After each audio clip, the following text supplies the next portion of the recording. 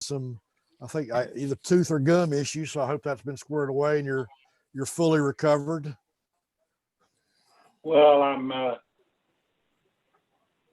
understand that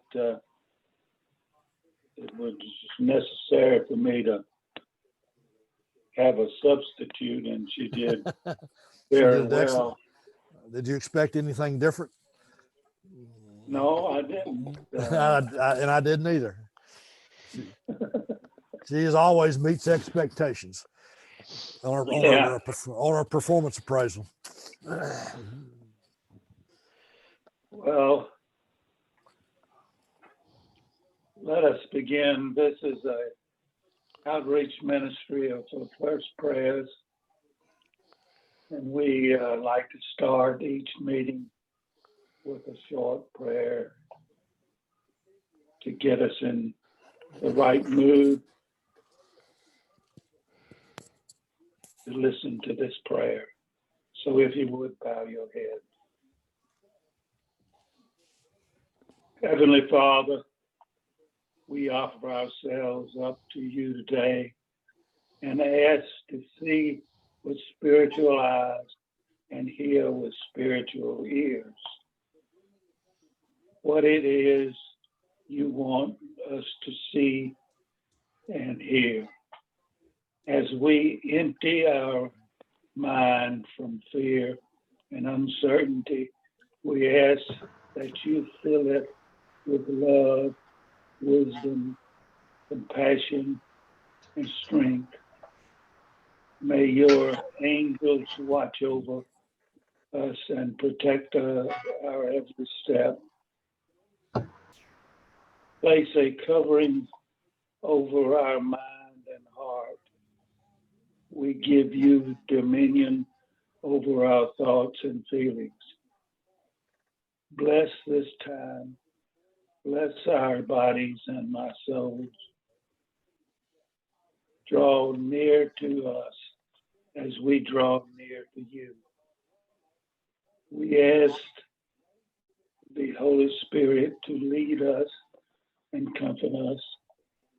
We allow and embrace divine help and open our hearts to guidance from above. May all the answers to our questions rise up from that divine place within, where all knowing is found.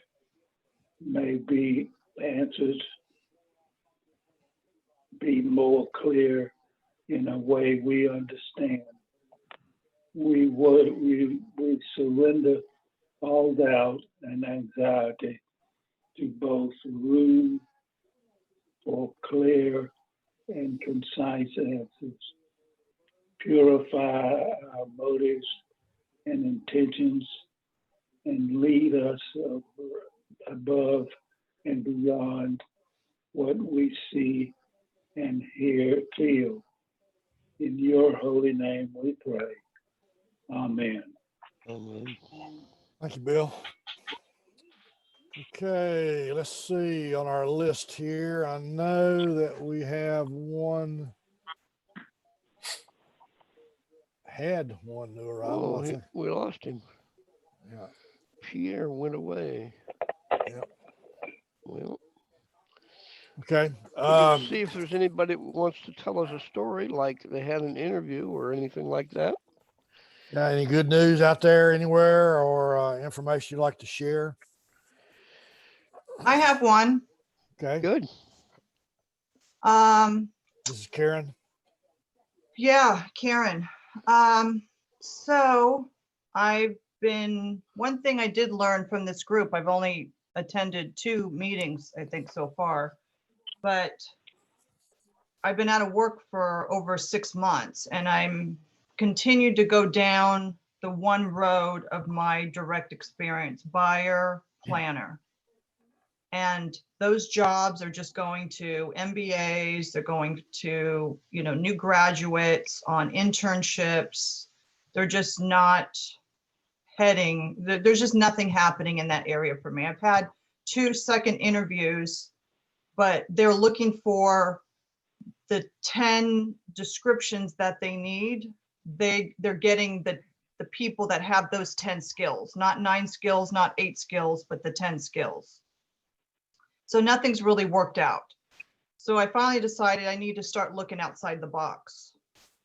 So I started looking at who's hiring immediately. So I just pulled up everybody in High Point who's hiring immediately. So I started going through this list every day, and I found one that it just said private on it, but they were looking for a data conversion analyst. So I thought, oh, that's interesting. What's that? So they needed someone who was experienced in bill of materials that could help them review spreadsheets of one system was being downloaded into a spreadsheet, and I could verify all the multi-layers of bills of material and then make sure everything's correct and then transfer it to their new computer system. And so it ended up being an agency, a temp agency, but they had me interview within the next day. They squeezed me in as fast as possible with this company. So I interviewed yesterday or the day before on like 1 hour notice. Same with the employer. And so we talked for about an hour on the Zoom call, and they called the temp agency right away and said, she's got the 10 things that we're looking for. We can't find anybody, so hire her now. Good. All right. So they called me back, and they said it's a long-term project, anywhere from 6 months to 3 years. And it's with a Fortune 500 company in Trinity.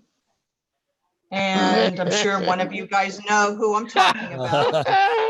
There's only one company in Trinity that we all know who that is. Yeah. Yeah, exactly. So I thought that's great news. You know, the pay's okay, but in the end, my husband's still unemployed and we don't have insurance. So the one bad thing is looking at Obamacare and some of the supposedly Affordable Care Act, you know, I'll be down to almost minimum wage by the time I'm done paying all my healthcare expenses, but it's a foot in the door. I'm not allowed to apply, of course, for any positions while I'm on contract there, but at least it's something to get on my resume that I'm continuing to work. It's a Fortune 500 company. But I'm hoping that maybe in the end they'll hire me, and I'm sure you guys know people there, maybe that you can put in a good word for me. If it is it Tempur-Pedic? Yes. Well, yeah, Jeff Yeah, was, we you know, do Jeff was the senior vice president of human resources at Tempur-Pedic. I don't know if you remember that or not. So you I do. I knew Yeah. one of you guys was a big shot there. Yeah, it was Jeff. And the other thing, Nobody said he was a big shot. They only said he worked there. the other thing we learned from Jeff is this is the way they like to hire their IT people. Yeah. They Yeah. like to put them on contract and see what they can do before they hire them. Yeah, So we've you might talked- have a good in. We've talked about that before. Yeah, and the two people that I actually interviewed with, it was interesting because they couldn't find the one person for like 45 minutes. So he joined us the last 5 minutes of the interview. But both of them worked contract for several years and then were hired on. So that's a good sign that, yeah, they test their people first and then they can hire them later. And it's only 15-20 minutes from home. And you know, if I can at least get that on my resume, because the longer you're unemployed, you know, the worse it looks sometimes on your resume. So I'm just grateful that I feel like it's a really good fit. You know, when you go on the interview and you just don't feel like this is all wrong, it doesn't feel that way. So Good. I'm really excited about that. Congratulations. Congratulations. That's awesome news. A That's real- awesome news, Karen. I would say with your insurance, I don't know what the agency you're working with, or are you going to be working for who's going to be paying you? Will you be get paid from the agency or from Tempur? Because a lot of times those agencies have group insurance. It's not as good as health insurance through a you know, an organization. It's through the, right. It's through the agency, but they just have it's just a discount on doctor appointments and pharmacy.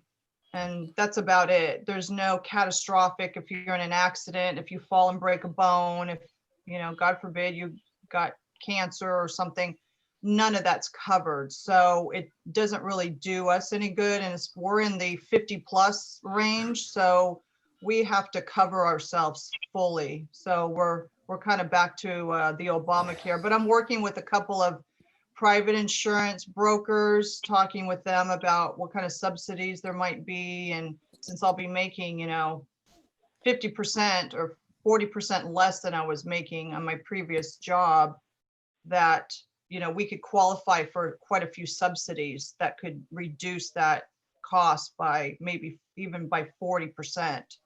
So that's a road I'm going down right now. Let me pass on some information. This is not real job related, but it is healthcare related. My wife and I both are under Medicare, and we have an Advantage plan, but she had a prescription. It's a it's not one of the statins, it's a non-statin cholesterol drug. Anyway, it's relatively new. The first time she went to get it for 90-day supply was $173, which, you know, it's expensive, but you know, it is what it is. The next time it came up for renewal, we used Good RX. Yeah. Yep. And a 30-day supply of the same drug from Harris Teeter was $9. Yeah. So times 3 is 27. So for, you know, it's an app on your phone. There are others similar to that. So if y'all have not tried those, we have prescription drug coverage, but sometimes it's not. Obviously, that there are alternatives, and this is free. I mean, it's I can vouch for reality because we used it. Right. So Yeah, we're using GoodRx on all of our prescriptions. I don't care if it's Motrin or, you know, whatever. We're using that. Even when we had insurance, it was sometimes half the price through GoodRx. So I just tell the pharmacy, whatever I get, I told them, put a big note on there, run it through GoodRx, and it's so much cheaper. Yeah, I agree. I don't understand how that works, but ours is not to question why, but to do or die. Right. But anyway, okay, y'all are more in the loop than I am. So just FYI for those who may not be aware of that. Anybody else have a news story? Looks like you're up, Jeff. Okay. Over the last few weeks, we've had a number of people that have come and interviewed with us, done a mock interview. We had Sealy here. We had Fidelity. We had Apple One. And those people actually sent individuals in to do a mock interview. And we talked about interviewing several weeks before that and tried to get ready for this. And so again, we had someone scheduled today with Graham, but they were unable to be with us today. And we decided that there was no way that we were going to let Jessica off the hook. And so we decided that we were going to interview her here today. And she was fortunate enough to walk into Tempur-Sealy and find a job description. And I give her credit for that. She found a business analyst. And so this morning, Jessica is going to interview for a business analyst position. This is full time. We're not going to put you on temporary. This is for a full-time position. And so that's what we're going to talk about this morning. And I was fortunate enough to have people able to join me this morning for the interview, because that business analyst works with operations and they work with finance, a good part of their job responsibilities. So for manufacturing, which is a big part of the operation as well, is Steve Sheffy. He's Director of Manufacturing, tough individual. I've been with him on several interviews. He asks tough questions. I just want to let you know ahead of time. We also have John Markham, and John is Director of Finance. And he's with us today because some of the work that you would be doing as a business analyst would go into that finance area. And then we brought in Teddy Burriss, who is Director of IT. And so he's with us today and is going to be joining us for the interview. So again, I appreciate you taking the time to come in to Sealy and talk about opportunities that we have here.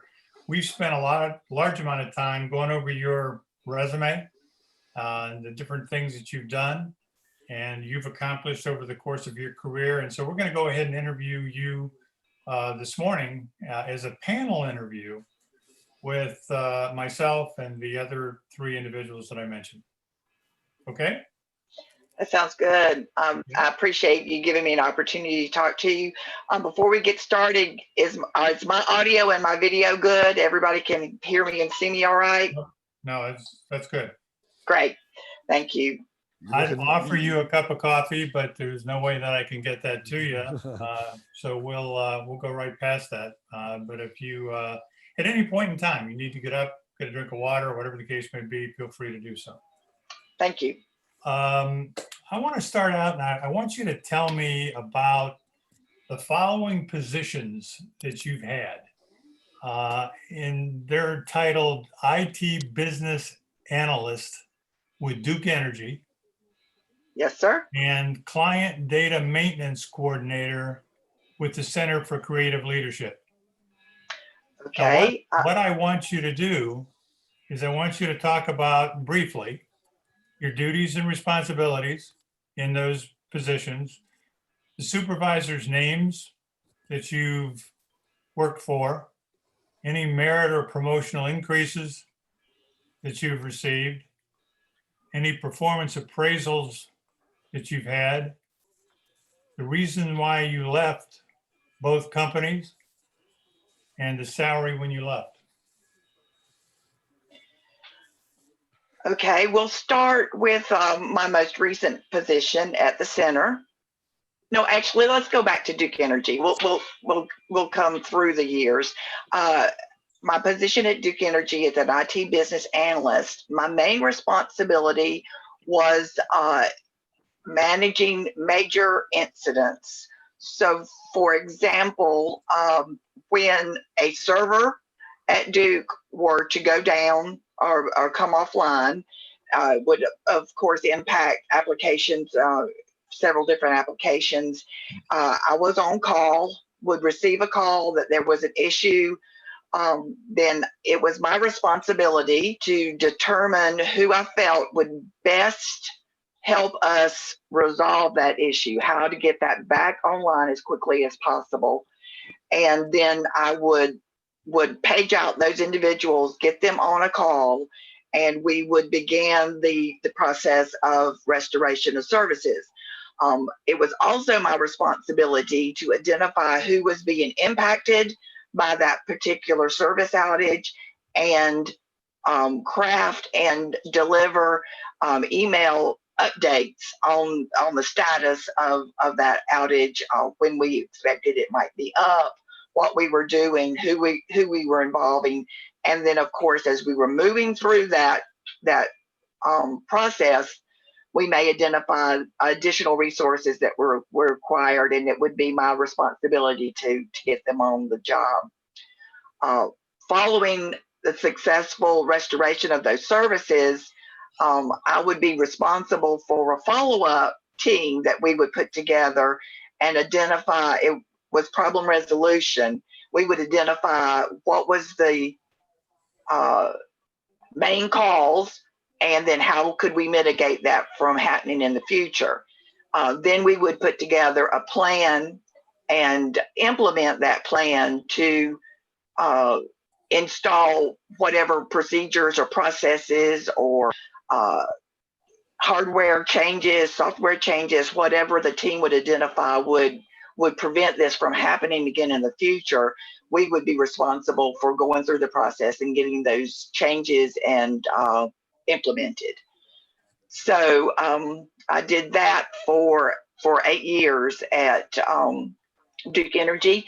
I was really proud of the fact that we were a brand new entity to Duke Energy. I was part of the group that designed and put together the team, and we never had a really strong major incident process before we began that. And then I was extremely involved in bringing those processes into when we merged with Synergy. I was involved with the team that brought the processes from Synergy and the processes from Duke Energy, identify the best of both worlds, pulled them together into one combined process. And then I was part of the team that presented that to our upper management. And I did that as well when we merged with Progress. So I was really proud of that team and the work that we were able to do, and the amount of money that we were able to save Duke Energy just by shortening our outage times. I left that position because after the Duke Energy merger, we had a widespread layoff, and I was unfortunately included in that in that layoff. And so then I moved to the Center for Creative Leadership. That position began basically as was data entry, and I learned the Microsoft Dynamics CRM application, and it was my responsibility to keep that data clean. A lot of that data was entered by our sales team, and data and accurate data and making sure that we didn't have duplications was not high on their list of priorities, because their priority was to sell. And so my responsibility was to follow up behind those individuals and make sure that we had clean data that the marketing department could use in their data research. So, and it also was important that we kept duplicate and inaccurate data out of that position. I quickly moved from just doing data entry, learned the application, started offloading some of the responsibilities my manager had for creating training materials, for day-to-day how-to and problem resolution for clients of end users of the application. And right before I had to leave, I was beginning to move into doing some administrative work as far as ID and user responsibilities and security levels. COVID-19 came in, and the center lost 95% of their business because they were all training, in-person training, and people were not traveling, they were not coming into the close contact. And so obviously they had to do some significant cuts. And I fell the part that had to leave the center. But I left it loving it. It was a wonderful place to work. Okay, good. There were a few things there that I asked you to mention that you didn't. I just realized that when I realized that. Yeah. Supervisor. My performance reviews, both at Duke Energy and at the center, were always above average, exceeded expectations. The very highest level, both at CCL and Duke Energy, we would laughingly call was walk on water. and I did not walk on water, but there weren't very many people. There were no people, actually, one or two maybe, that would walk on water with a portion or two of their reviews. But I always was above average, exceeded expectations, and did every once in a while, particularly at Duke Energy with my reviews as for customer service. I was did have the highest level on that particular part of my review, but never an overall review at the very highest level. My salary when I left Duke Energy was comparable to what would be expected for that level. It was in well, with incentives, and was well over $100,000. A client, my position at the Center for Creative Leadership was not as lucrative, but I learned a lot there. And I'll be honest, I was at $35,000 there. Okay. The other thing that I had mentioned or asked you was supervisors' names at each of those companies that you work for. Piscatelli in Duke Energy and Jennifer Bradley at the Center for Creative Leadership. So the last name is Kelly at Duke? Piscatelli. Kelly, okay. And Center Creative Leadership was? Jennifer Bradley. Would you like for me to spell Scott's name for you? No, that's fine. Okay. I appreciate it though. You mentioned performance appraisals. And then merit history. Specifically at Duke, if you remember. I'm sorry, say that again, the question. Your merit history, percent of increase each year. Percent of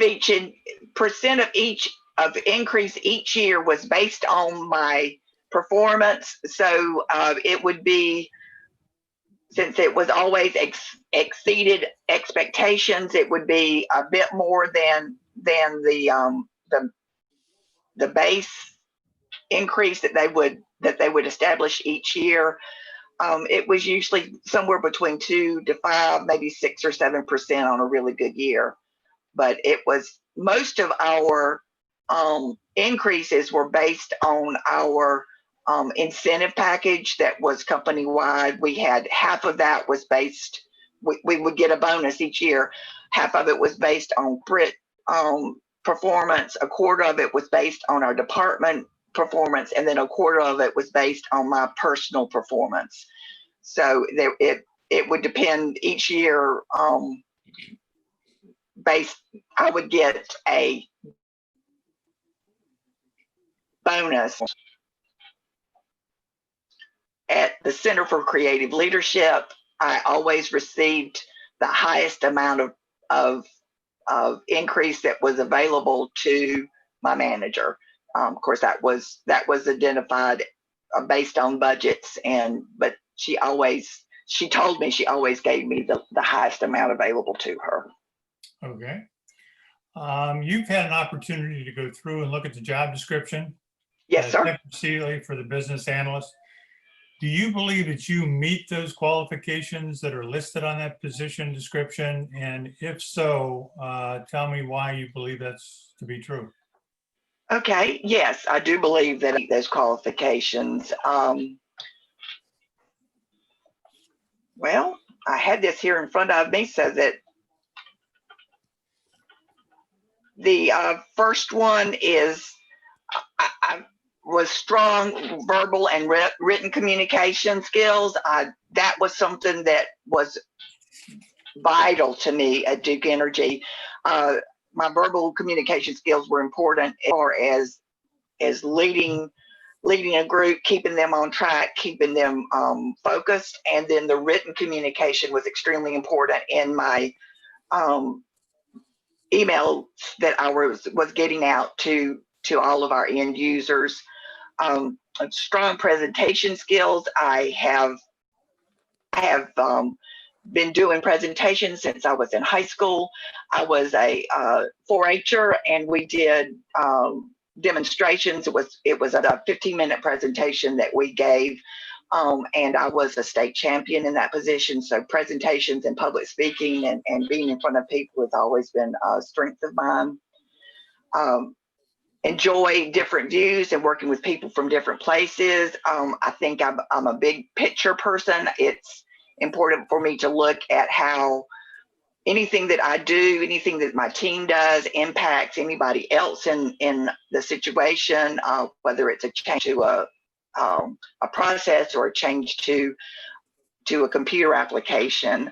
And I'm always looking ahead to see what we're doing now, how it might impact us in the future, and what we could do now that would be impactful in the future. I've been in IT for over 25 years. I've seen a lot of things come and go. I'm a quick study. I learn new applications, new infrastructure easily and quickly. I said I was a big picture person. I have learned through experience that having a big picture with a process and a procedure is not worth anything if you don't have a detailed work instruction that's followed, detail oriented in the fact that we've got to make sure that all the I's are dotted and the T's are crossed when we're going through our work. Working with SDLC processes for many years. I did a lot of implementation and testing. I think one of the things that highlights that is that when I was at the enterprise help desk when we first merged with Synergy, and Synergy owned a knowledge based system, and we did not have Duke Energy, and knowledge transfer was not a priority at the time, and so I was discouraged that they weren't going to take advantage of this new application that we now owned.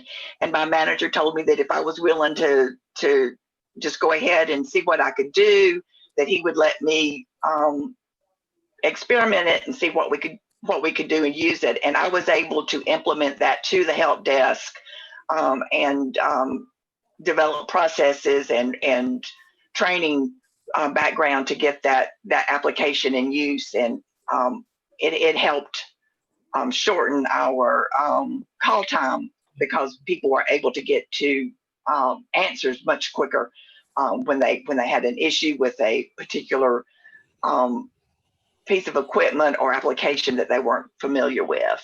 So I feel like my experience at Duke Energy has set me up very well for this position. Okay, good. Let me ask you, where do you see yourself 15 years from now?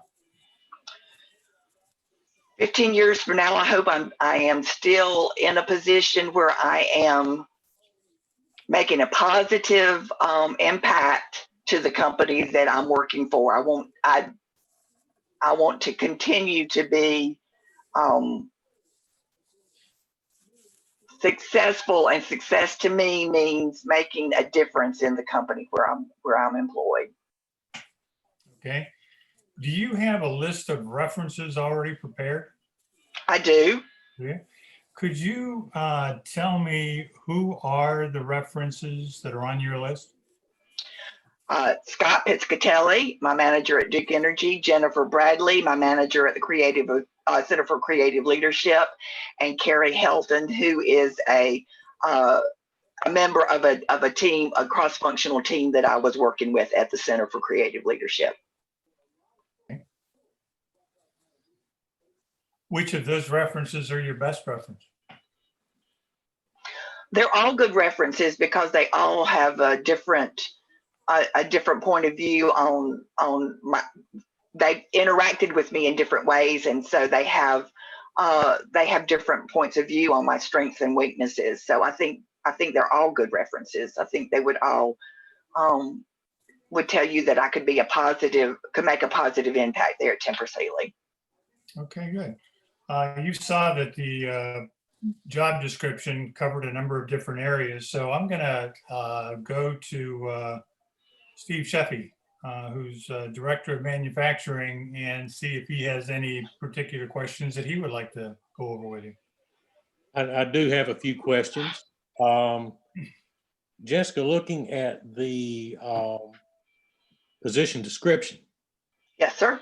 is there anything on that position description that gives you pause or makes you question, and why?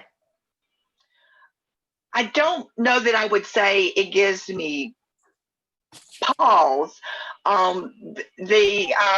The fact that I would be working with manufacturing is just a tad different than what I've done in the past. I've been worked with marketing and sales. I've worked and at Duke Energy, I worked with operations. You don't actually manufacture electricity, but I do feel like the lessons learned at Duke Energy would very quickly transfer to marketing. I don't think that producing and distributing electricity would be extremely different in the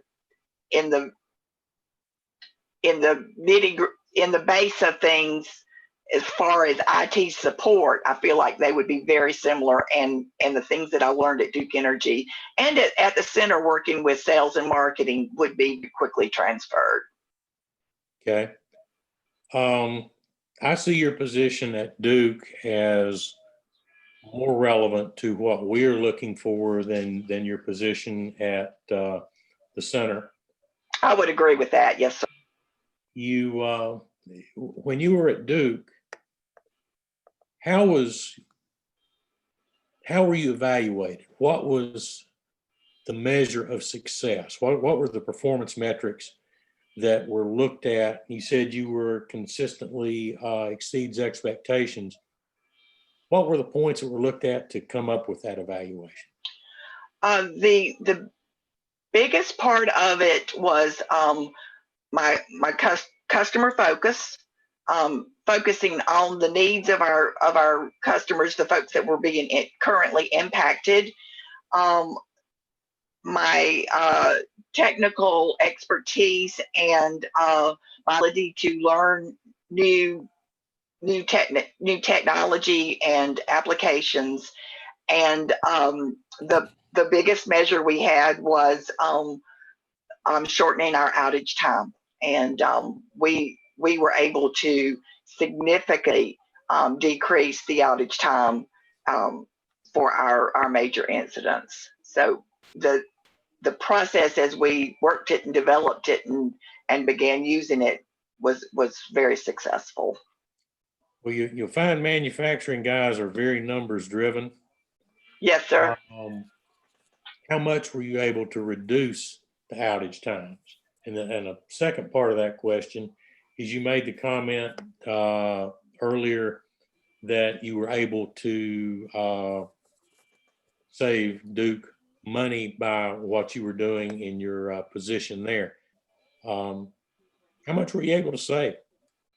I don't have specifics because I never knew exactly how much it cost the company to be for a particular application or server to be down. Now, of course, when we had an application that was presenting procedures to our folks at our nuclear station, and they weren't able to get their procedures, which are their work instructions that they had to follow to the letter when they were doing a particular performing a particular service at the nuclear stations. I can't imagine that them sitting around not doing anything was not costing Duke Energy money, but I unfortunately don't know how much it was costing them. But we were, anytime a individual is not working because an IT product is not available to them, it's an expense.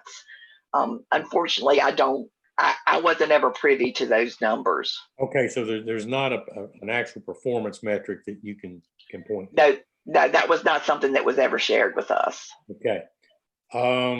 As far as outage time, I do know that when I left, our average outage time was around 3 hours.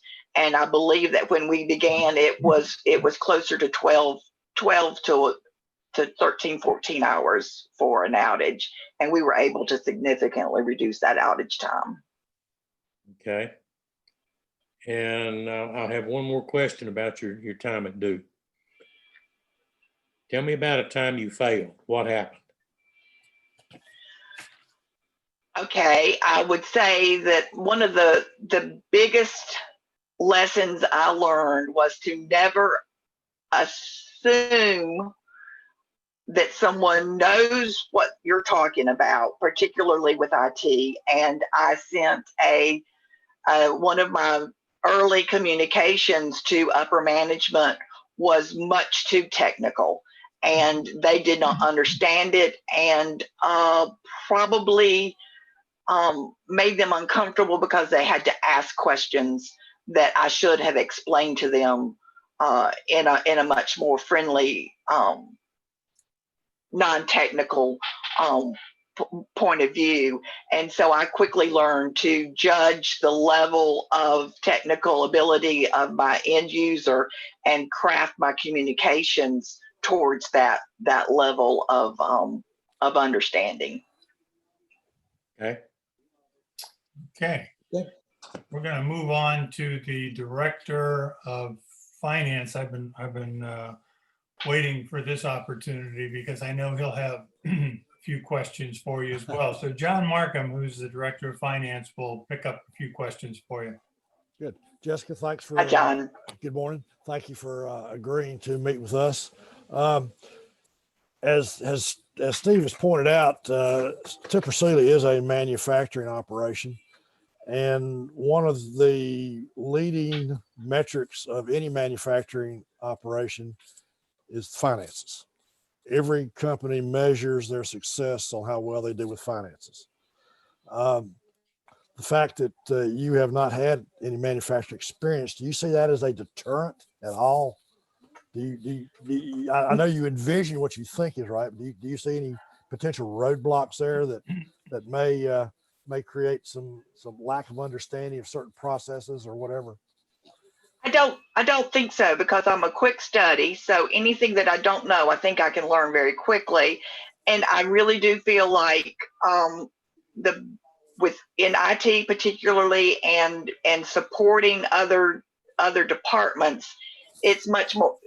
One of the most important things I learned was to ask questions and to understand the needs of my end user, and develop solutions to help them meet those needs. And so the questions that I would ask in finance or marketing or sales or electric distribution, I feel like the questions would be very similar, and the most important thing is to understand the need, and then to be able to articulate that need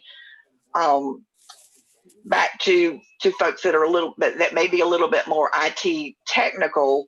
I see this position as a liaison, and I learn the language of finance and be able to translate that into the language of IT. And I feel like IT would be my native language. And once I learned French, it would be fairly easy to learn Spanish. So once I learned electric distribution, I feel like it would be fairly easy for me to learn finance, for me to learn marketing. Good. Well, that sounds like a good attitude. Another thing, a lot of times we in the finance department select a goal to reach, and that may require you to have to do something that you're not necessarily comfortable with. How do you approach explaining, justifying certain situations that you may not feel comfortable doing to another department, or either to a superior? How would you approach something like that? Well, I think it goes back to where I was saying, understanding and becoming an interpreter. So you have to ask the questions. Why is this important to you? Why is this important to the organization? And we have to understand that that the organization as a whole is what's important. I think I can go back to an example I had very early at Duke Energy when I was doing hands-on local IT, and we were remodeling the operations center at High Point, and we were putting in Ethernet connections, and I had a manager who wanted 4 Ethernet connections in a supply closet because he might one day use that for contractors. And I had to explain to him that while it did not come out of his budget, it was coming out of the overall Duke Energy budget, and that we needed to look at the overall picture, not just his budget, and discussed with him that this was not the right thing to do. Not really certain that an Ethernet connection in a supply closet was important at all, but we did compromise, and he had 1 instead of 4, and we helped each other understand what was the best for Duke Energy. Okay, those are good approaches. Thank you.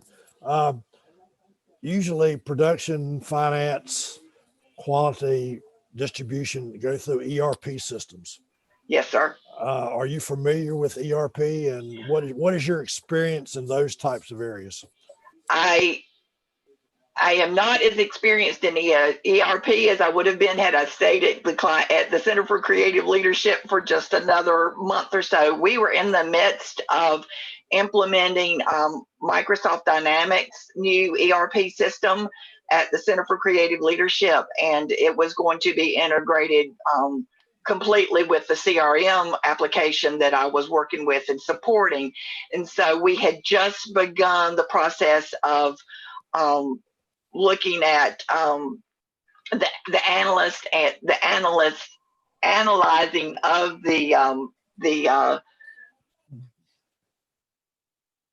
okay, this word just completely left my mind. The requirements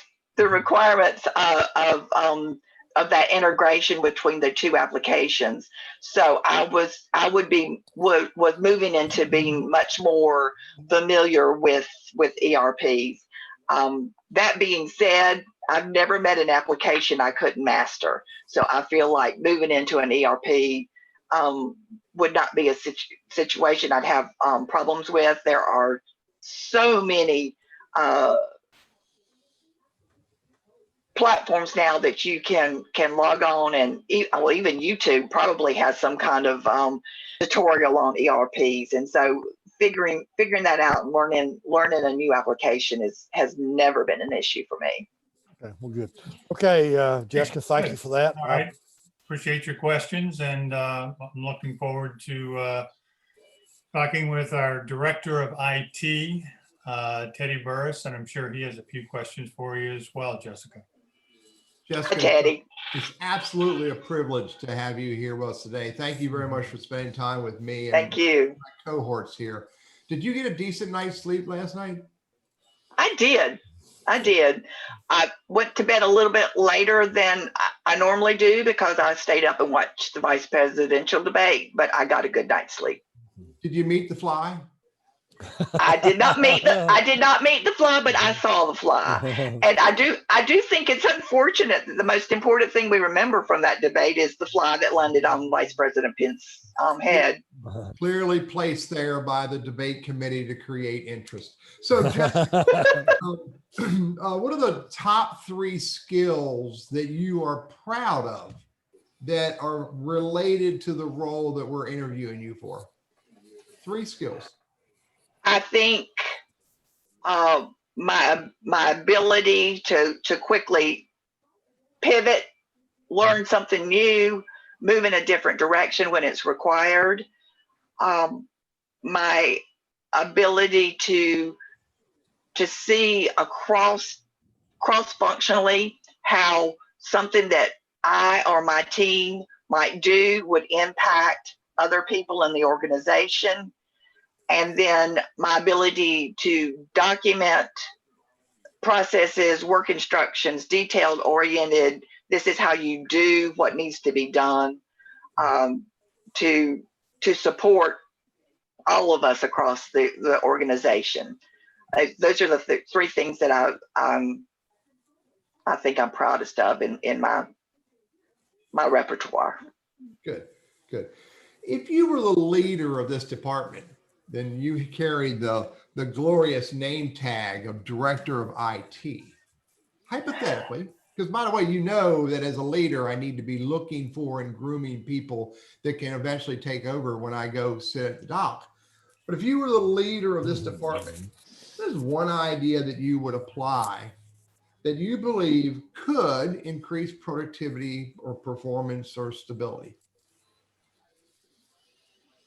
One idea. Well, I would want to assume that this is something you're not doing now, but I think the most important thing is to get a clear understanding of our end users' needs and requirements, and then not ever assume, but get a clear understanding and make sure that they understand what they're asking for. So many times questions are asked and it's not the person answering the question didn't understand the question enough to know what they want. And so I think just clear communications and asking questions 2 or 3 different ways to make sure we're getting a valid understanding. What the end user really wants is what they're telling or what we're hearing that they really want. So just really clear communications cross-functionally. Okay. Okay. What style of work do you prefer and believe that you can create the greatest value for our organization in? Is it a teamwork environment where you're working, in teams on a regular basis? Or is it more of a single contributor off to the side, left alone to do the things and knock out the products and projects you need to do? The combination of both. I don't think that you can ever, no man is an island. I think it's important to come together as a team to get an overall picture, to get a roadmap of where we want to go, and then identify the individuals in that team with the particular strengths to do a particular piece of a project, and then allow them to go and work independently to complete that task, but to be checking in with each other regularly to make sure that everyone is on the same page and that we're working in tandem towards the same goal. So I truly enjoy being collaborative and working with teammates, but I do like that time to step back and really focus and hyper focus on a situation. Cool. Don't spend a lot of time thinking about this next question. Just answer it. Yes, sir. If you were a tree, what type of tree would you be and why? I would be a willow tree, a weeping willow tree, because I love the way they float around in the wind, and I have a memory from my childhood of my 3-year-old brother running in and out of branches of a willow tree and just giggling like crazy. Willow trees are fun. Except for the one that killed my cat when I was a child. Jeff, I'm done.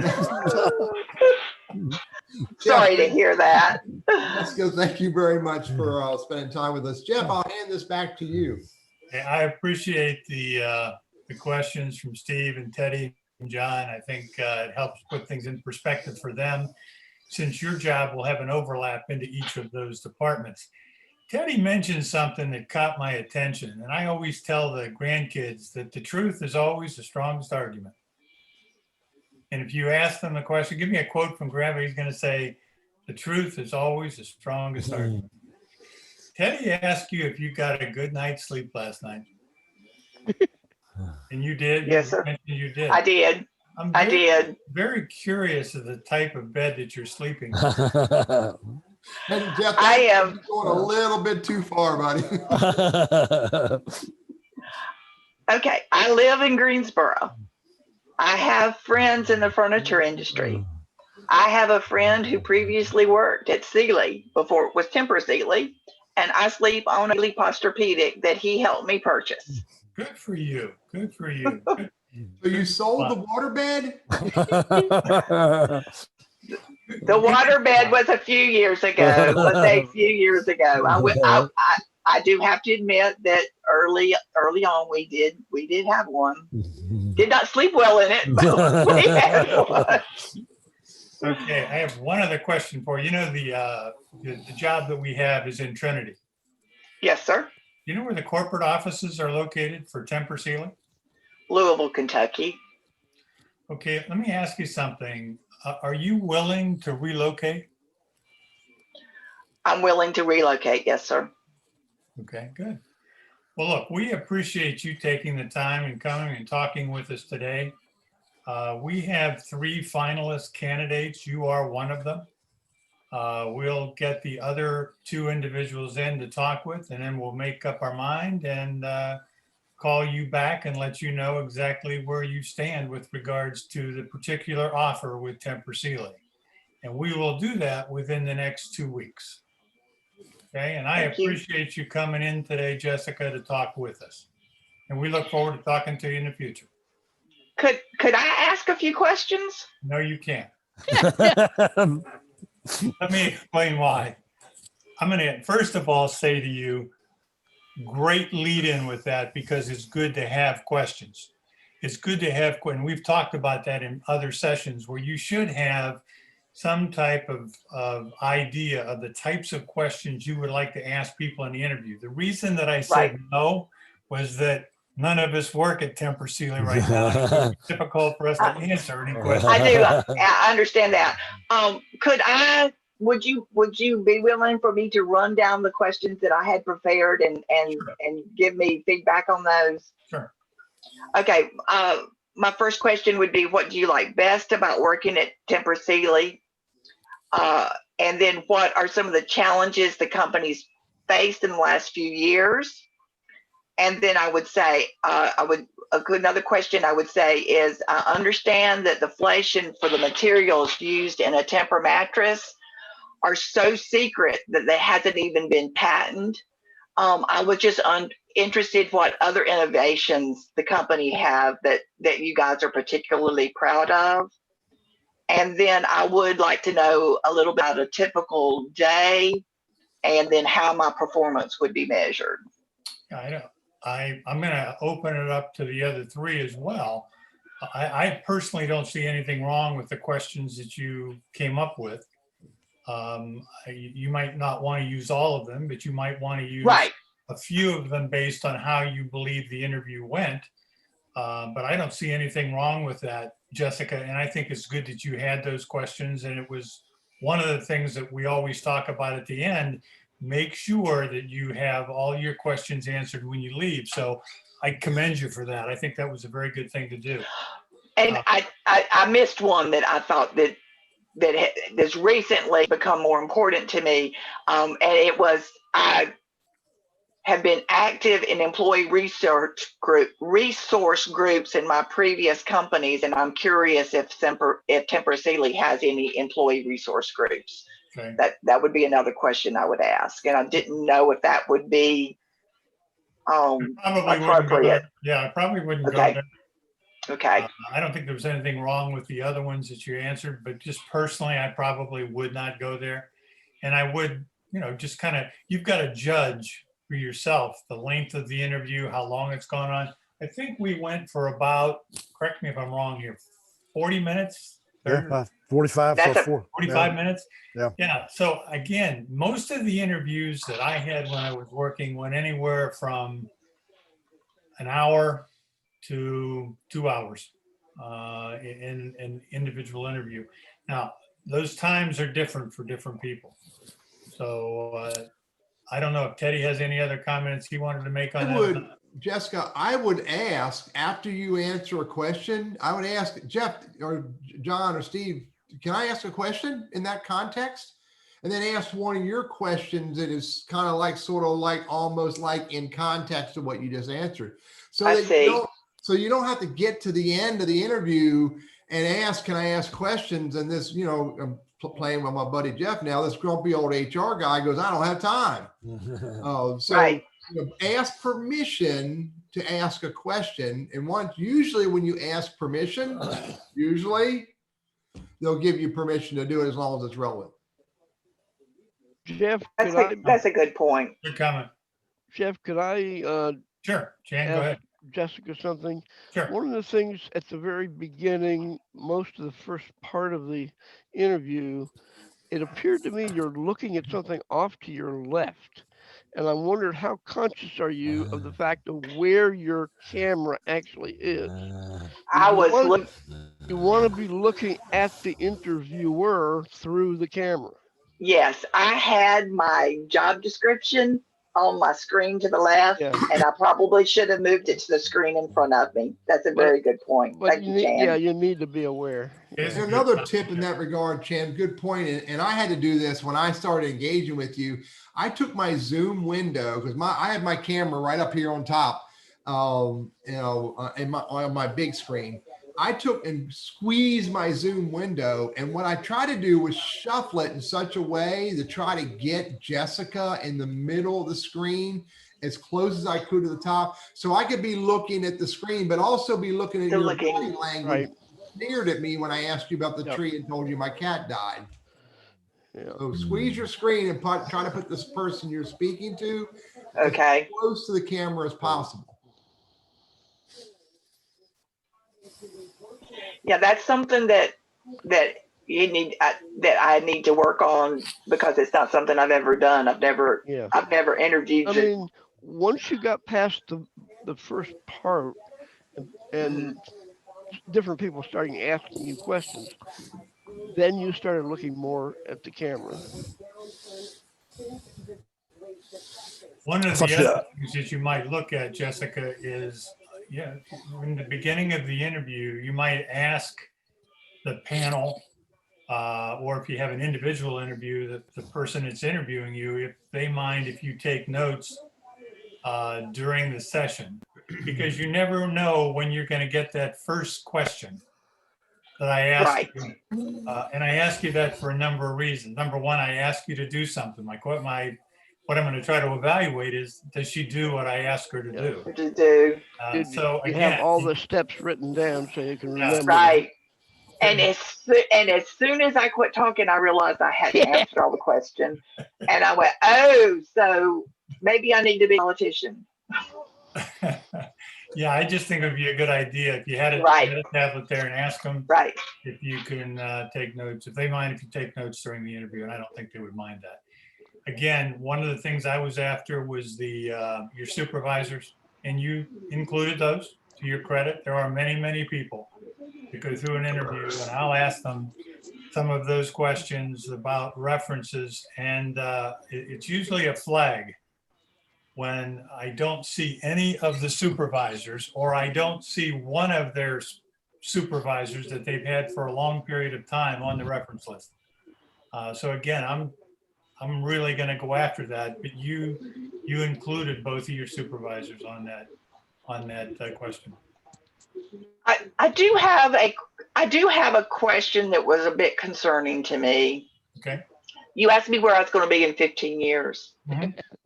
In 15 years, I'm going to be 78. The reason I ask you the question. But I come from my father is 89 and he quit working with COVID. So 78 is not out of the question for me to be working. So I don't have I don't feel like I ask it I don't feel like I answered it unhonestly, so untruthfully. And So, but there's no place on the information we can ask you about age. I could have never right, gotten you to 78 in 15 years. Yeah. I wouldn't Okay. have gone No way. and I wouldn't have thought that. So again, what I would encourage you to do is think about your future. There are some people that are just flat out happy with what they do. right, They don't, and they tell me that in the interview. I don't want to do anything else. I want to be a financial analyst, or I want to be a business systems analyst the rest of my life. Nothing wrong with that. But if you do have some thoughts about going to the next level, senior financial analyst or some other place in the right. department, I would go ahead and use that. Don't worry about age. Okay. If I No, ask you the question for 15 years, I'm either extremely happy in doing what I'm doing, and I want to do that the rest of my life, or take the next position where you want to go. Forget about age and use Right. that if you want to be promoted. It would be my answer to your question. Right. Yeah, if you're talking to the hiring manager, do not say I want your job. Right. And I, honestly, I just want to be doing something productive. And if it's something different, I'm happy to do something different. So I was honest that I just want to be making a positive impact in a company somewhere. So, and not really excited about being a supervisor, because that's kind of behind me now, Right. in my opinion.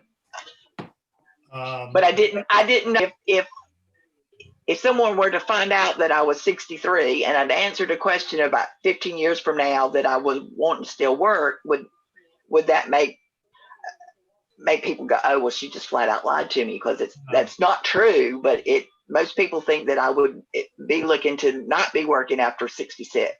They can't ask you the question, Jessica, and you're not going to fill out anything that's going to show what your age is until you start to work. I wouldn't worry about that. I would go, I'm either happy doing what I'm doing, I want to do that the rest of my life, or there is another job that I would be interested in, and just leave it at that. Okay. Okay. Do you have any other questions you want to ask before we open it up to the group and let them ask some questions? I feel like I might have droned on a little bit too long with the answer to that first question. I would like some feedback about that one. Well, Be brief and be specific. Yeah, the question that Jeff asked you was long to start with. Yep. If you'd answered each component of that question right in a row, you talked for as long as you needed to talk for. Although you did not write it down, so therefore he had to come back and remind you. However, if you had written it down, there's no way you could do that in a minute or two. No way. Okay. So I mean, that was. But I'll offer this, Jessica. We're on a computer. I'm assuming you're on a computer. I'm assuming in the upper right-hand corner of your screen or somewhere you have a clock. You have a timer. It's in the bottom left-hand screen, but yeah. Right. So you're a PC. You're a PC girl. So anyway, not a Mac. 10:10 right now. I look at it and it's 10:10. So I know that I'm not going to talk for more than 2 minutes. It's 10:11. I got 1 minute. I need to make sure I get focused on this. So Good point. no matter how long the question is, I strongly encourage you to only respond for no more than 2 minutes, exactly like they did with the fly in the debate. You're supposed to talk 2 minutes. But the point is, when you get to the 2 minutes, you say, Jeff, it's going to take me a little longer to answer some of those other things that you asked me. Do you mind if I continue? Oh, okay. So that Okay. I'm telling you, yes, it did sound like you droned on. But if you try to keep your responses, Toastmaster teaches this: impromptu speaking, interviewing, 2 Right. minutes. They 2 hold minutes, right. So just condition yourself to look at the clock and go, okay, now it is 10:11. So Well, and I'm thinking that asking me about my position at Duke, my position at the center, is something that's going to happen. I probably need to write that out and practice it a little bit more than I have. Jessica, is a very good comment, because all I was trying to do was feed the other three individuals information off your specific job so that they could relate their questions to you. So all I was trying to do was to get you to talk a little bit about your job responsibilities in each of those positions so they could hear it and begin to formulate their questions and also their evaluation of how well you would do in that job. So be ready for that type of a question. I'm not saying you get it every time, but be ready for that Right. if you're in a panel interview, because sometimes that'll happen. Any other questions before we go to the group? I'm good, I think.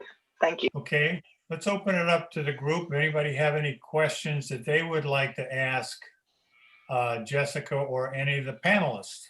I have a question. Did Jesse, you may have told me this before, and Braxton may have told me before. Did y'all know each other at the center? I mean, We both worked with Jennifer, I think. I heard Jennifer mention Braxton, but I don't believe I ever met Braxton. I mean, when you described your data analysis, I'm thinking that's exactly what Braxton did. So I would just assume that y'all somehow crossed paths somehow. Okay, that's just personal curiosity. Yeah. You knew Braxton. You knew Jessica by reputation, didn't you? Yeah, I think I remember the name. I did work with Jennifer Bradley some, and I know they have data analysts and people that did analyze their data on their team. So a lot of what I did was make the data available. Try to find stuff and pull it together and everything like that. Gotcha. So, The application that I worked with at the center was not supported by IT. It was owned and managed by the marketing and sales force, the sales group. So we did not interact with IT a whole lot. Be honest, never made a whole lot of sense to me, but because I'm an IT person, but I felt like there should have been a little bit more IT oversight, but that was just the way they worked with it at the center. yeah, I did see as we were moving into integrating into the ERP and having everybody on a much more similar integrated platform, that IT was going to be a whole lot more involved in what we did with our CRM application. Okay, does anybody else have any questions for Jessica or any of the panelists on the interview?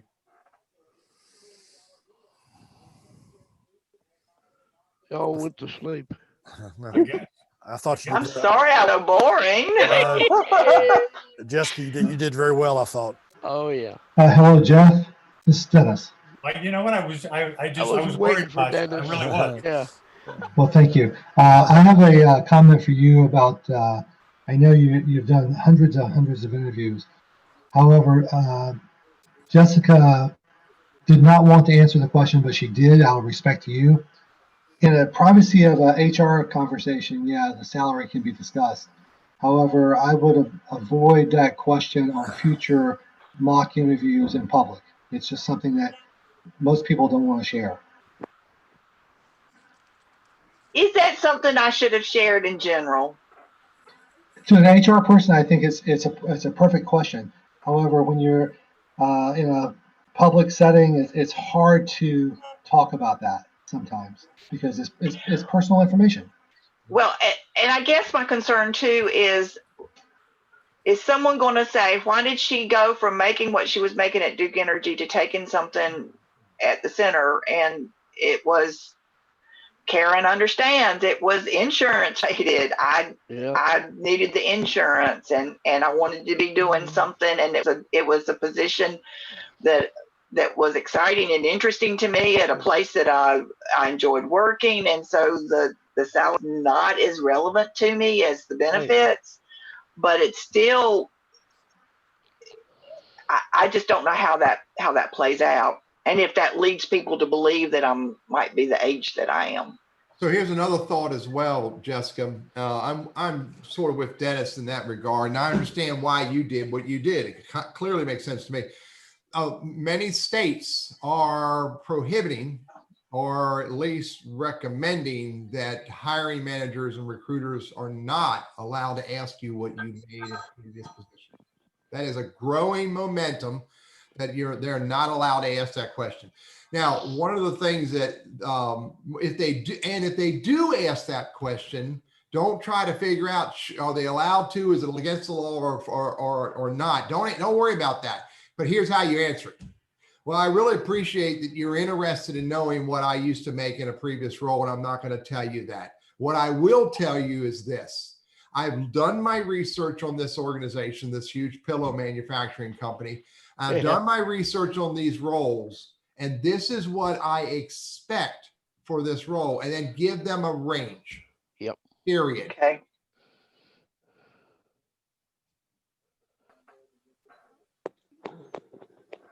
Jeff might not want to hear that, but No. good If advice. Well- individual says that, that's fine. It's not that way in North Carolina at this particular point in time that I know of. Yeah. And if I'm able to ask, well, I will ask the question because I want to know how you fit within the salary range of the position that we have. We have a minimum, we have a midpoint, and we have a max. And to your point, would it cause me to think a little bit more about that first salary you had versus the second? It would. Yeah. Wouldn't have anything to do with age. But again, I probably would have some more questions there. But the reason we asked the question is to know whether you fit within the range. Yeah. And another concern I have is the reason was targeted for layoff at Duke Energy was, I mean, Yep. of course, they will lie to you and tell you it's not true, but it was my age.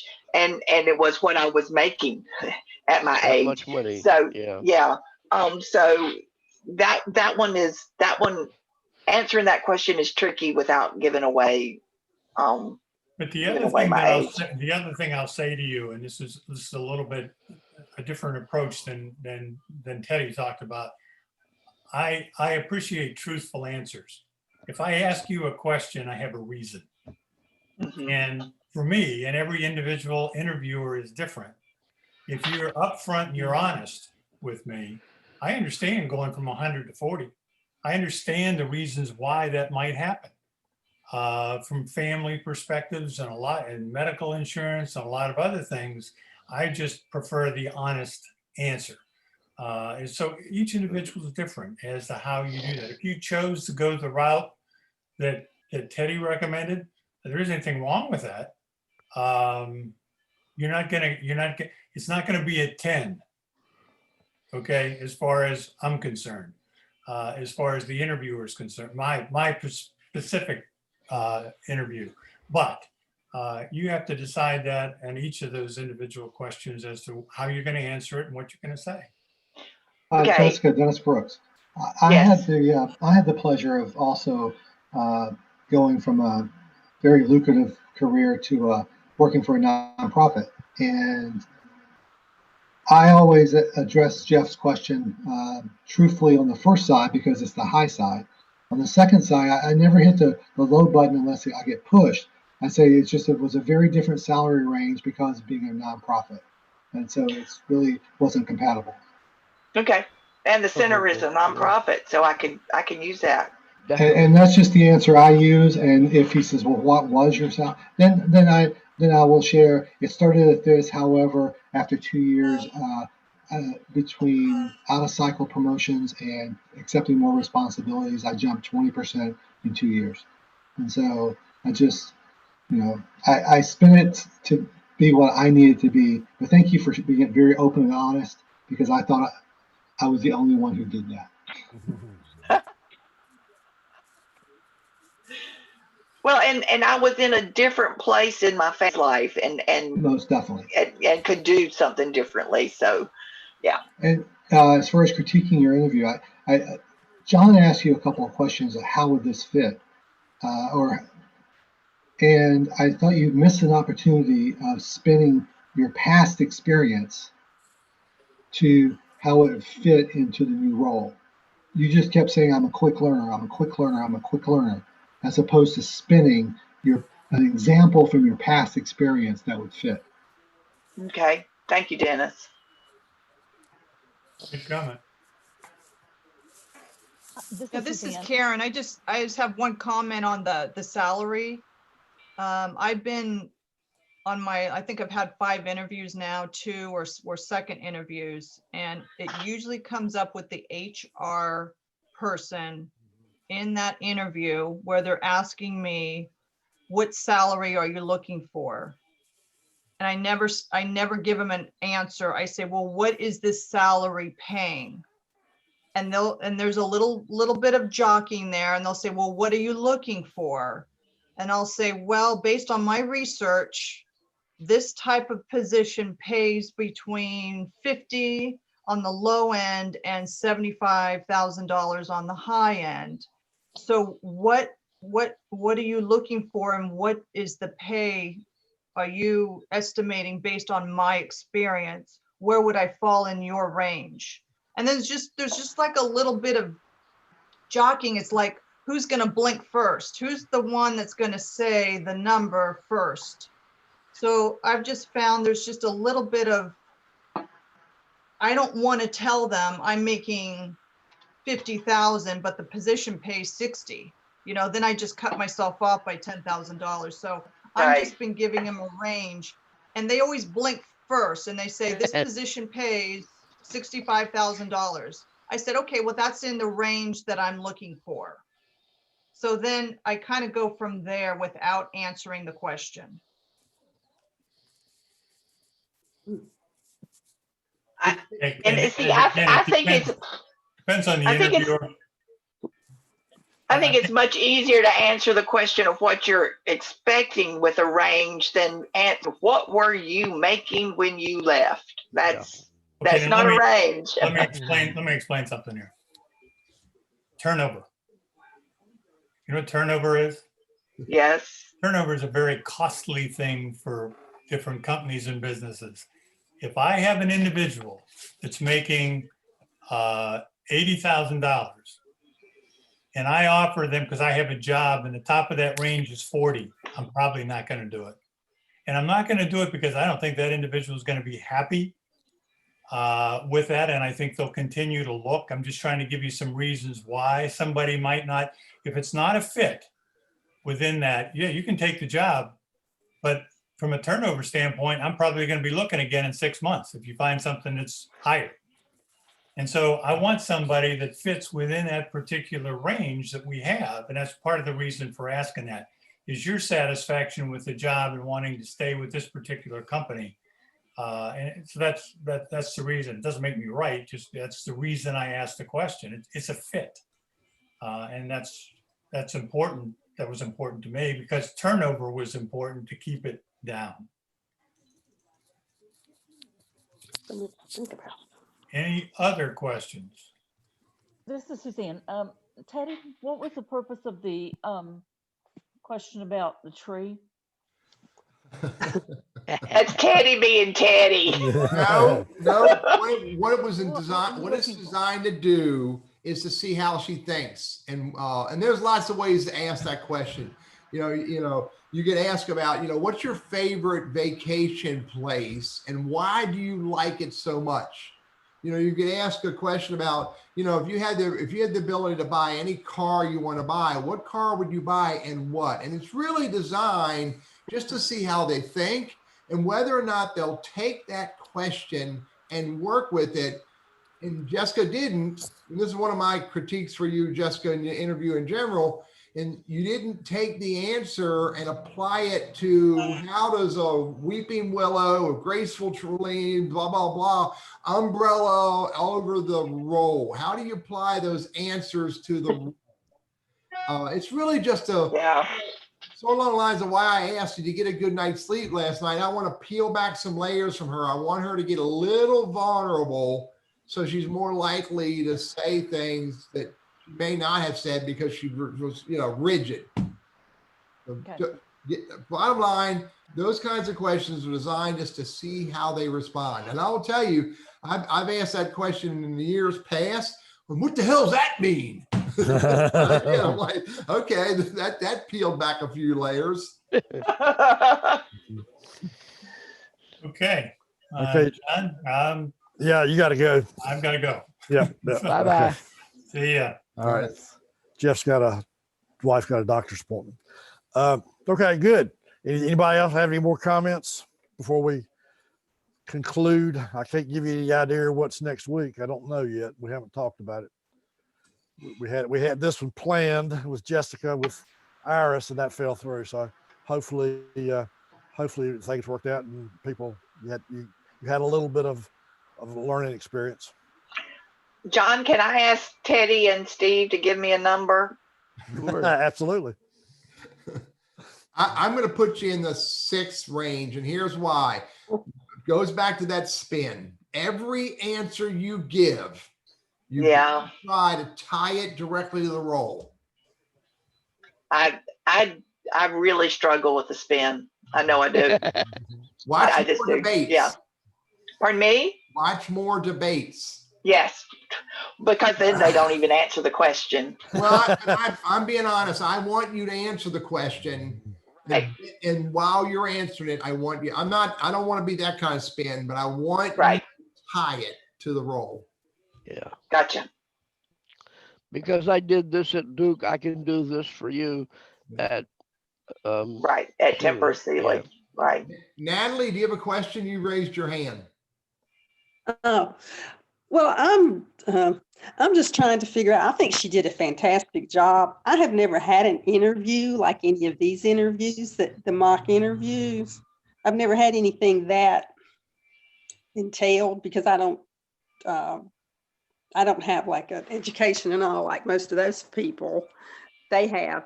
But I thought she did fantastic. All of them have done wonderful. I'm just thinking, You're not intimidated, are you? yes. Don't do. Well, the thing don't is, be. Natalie, I am sure you have strengths that I wouldn't even think about having. And don't worry about your education. You have learned all kinds of things in life. Yep. Don't be intimidated. the other thing is, in this COVID-19 atmosphere, you're going to have to learn how to do it on video. Oh goodness. Plus you've got I don't know about on video. you've got the 53 questions. You've got that. Yeah. That will you study those and you be prepared for anything. If you can do those, you can do anything. I promise you. Yes, but it is intimidating because all the questions. In my case, mine is more, I guess, entry level type jobs. So with all these different questions, I would be probably doing a lot of pausing, which is bad. Well, getting along with people, learning how to ask questions, learning how to do tasks, how to prioritize, all those things, no matter what your position, are always important. So those, you don't like Jessica said, or Chan said, don't belittle yourself because it's tough. Steve and I would not. I worked for one company my entire career. I never had my initial interview when I came out of college. So, it is intimidating these days to do something that you haven't done in a long time. Was that interview? Did they use chalkboards back then? Yeah. They didn't have computers. they for sure didn't have Paper and computers. pencil. Yeah. Hey, Anyway. Okay. Anything else, Steve? You want to comment on? Yeah, I Jessica, I thought you did well. I would be careful about making statements that can generate an obvious follow-up question that you can't answer. When you said you saved money, how much money? Right. And you couldn't go there. You gave Right. But she did answer why she couldn't tell us because they didn't make that available to her. Yeah, but if she didn't make it available to her, how does she know? So she did a good job. common sense. It's just common sense. It's a good hunch. No one here is accused of having. But I do understand what you're saying, Steve, particularly from someone that's interested in numbers. Yes, I gotcha. You did a good job when you talked about reduction in downtime, because that's quantifiable. And somebody that's in manufacturing, they're looking for those, those quantifiable numbers of what happened. Right. I thought your opening was a little long, Yeah. but Not bad. I would give you a 6 or 7. Thank Me you. too. Me too. Jessica, your presentation today is excellent. Also, you did a good job of, except looking to the left. I think You got a nice background there. That's what I was going to say. You do. I went through my Zoom and found one that I like to download. So yeah, Looks good. it's I think it's if you could see my real background, it would be it's ugly. I'm disillusioned now. I just assumed that was your real one. No, that's not. No, You did a good job. I knew it was not. But Yeah. you picked a good one. Okay, Like I don't think the guy that goes on CBS in the morning, the doctor that in New Jersey, I think he's got a Zoom background because it never changes. The trees behind him never move. Yeah. Okay, folks, we're beyond time frame now. Anybody got anything else they'd like to add? Like I said, we'll put together something with Jeff next week. And there you go. Yeah, look at What have Teddy's you got? background. What's Teddy's background?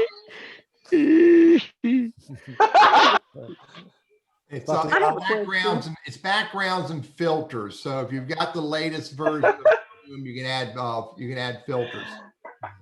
That's awesome. Okay, folks, we'll hopefully see you. Thank you all. And, See you next Thursday. Yep. Thank you. All right. Goodbye.